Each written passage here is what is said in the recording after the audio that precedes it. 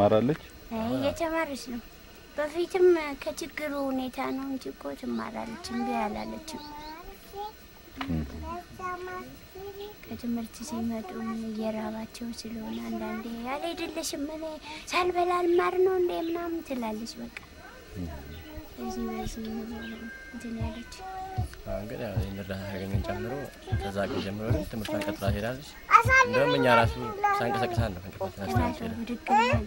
ያለውን እንትን ብላ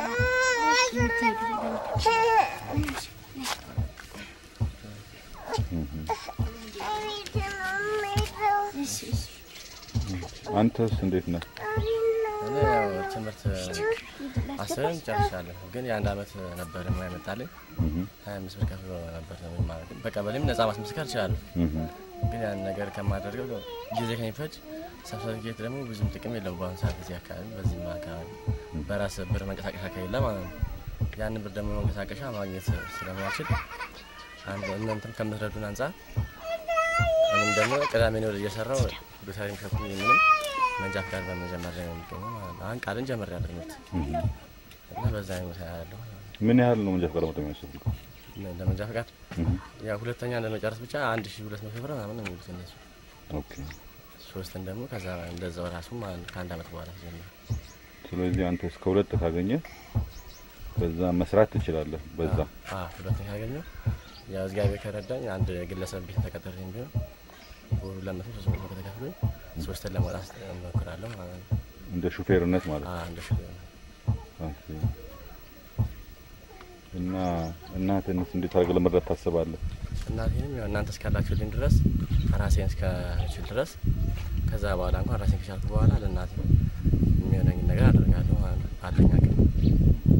ምንም ነገር ቢሆን እግዚአብሔር ጥሩ ካልታለኝ እናቴን ጥያል እስካሁን የደገፈችኝ ሳንቺ ነው እስካሁን እንዴት ነው እናቴ አስተማረች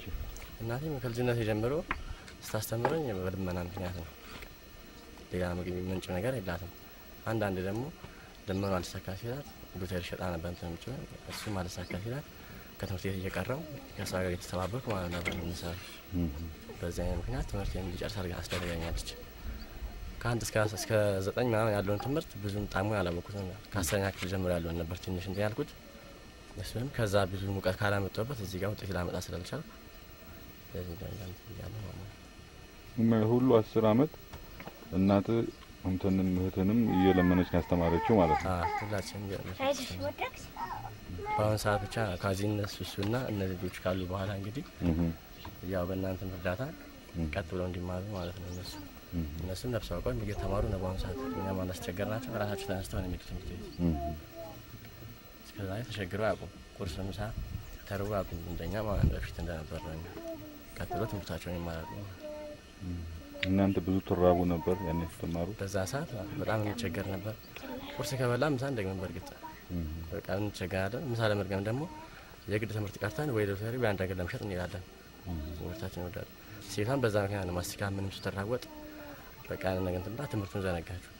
ለዚህ ነው 14 አመት ልጅ ሆና አሁን ካንተ ጀምሮ የጀመረችው አሁን ግን ያው ቀጥ ብላ ትመራለች ማለት ነው ምን ያህል ተሰማት ከስራ አንድ ያክፍል ጀምር አልከፋትም እንደውም እሷ ደስ ያላት ከአንድ እስከ 4 ስትማር እንደውም እኔ አቋርጣለሁ እያቋርጠሽ ነበር መሃል ላይ ሶስተኛ ክፍል አቋርጣለች አራት ክፍልም መጀመሪያ አካባቢ ለማቆም እንትን ብላ ነበር አሁን እንደገና ካቆመችው በኋላ እኔ አልማርም ምናምን ብላ ግፍ አርጋታው ነበር እኛም እንመሳሳለን ግን በምትም ይሆን ነገር የለም በምክርም አልመከርም ምናምን ብላ ቀራው ጽናት እንትን ስላላት ከዛ በኋላ ግን ያለ አማራጭ ይሄን ረሃገኝ ጀምሮ ካንድል ጀምር ብላ ራሳቸው ጀመረች ራሳቸው እንደውም እሱ እንደ ያክፍል ነው እሱ አራተኛ ክፍል ነው ይሄ አራተኛ ክፍል ነው ስንት አመቱ ነው እሱ አሁን 9 አመቱ ነው ስለዚህ እሷ ወደ ኋላ አይቀረችው ስለምትሰራ ነበር ማለት ነው በፊት በስራ ምክንያት ብዙ ችግር ስላለ በቃ ወደ ኋላ ቀርታ ነበር በዛ ሰዓት እሱ ነፍስ ስለማያውቅ ነው እንጂ ነፍስ የሚያውቅ ቢሆን ኖሮ እንደዚህ ትምህርቱን አይማርም ነበር ብዬ ገምታለሁ ባሁን ሰዓት ግን ትንሽ ነፍስ የሚያበቅም እየመጣም ስለሆነ እግዚአብሔርም ረድቶን ይሄን ነገር ካገኘን ቀን ጀምሮ እሱም ለትምህርቱ አስቸጋሪ ነገር አልሆነበትም በስነ ስርዓት በጥሩ ሁኔታ እየተማረ ነው እና ወደፊት ሐሳብህ አንተ ምንድነው